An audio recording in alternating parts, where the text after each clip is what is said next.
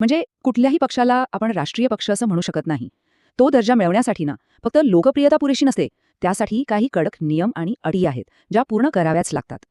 तर निवडणूक आयोगाने यासाठी मुख्यत्वे 2 मार्ग ठेवले आहेत.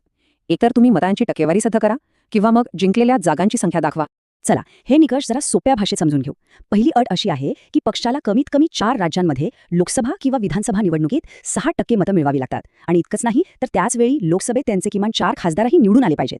हा झाला एक मार्ग. आता दुसरा मार्ग काय आहे? तर लोकसभेच्या एकूण जागांपैकी किमान 2% जागा जिंकाव्या लागतात. आणि त्या जागा कमी कमी 3 वेगवेगळ्या राज्यांमधून आलेल्या असाव्या. तो भारतीय राजकारणात एक नवी आणि मोठी राजकीय शक्ती उदयाला येत होती.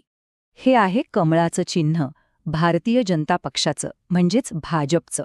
खरं तर हा पक्ष पूर्वीच्या जनसंघामधून तयार झाला आणि 1980 मध्ये भारतीय जनता पक्ष या नावाने त्याची नव्याने स्थापना झाली. भाजपच्या विचारधारेचा गाभा आहे भारतीय संस्कृती आणि परंपरांचं संरक्षण. त्याचबरोबर आर्थिक सुधारणांनाही ते खूप महत्त्व देतात.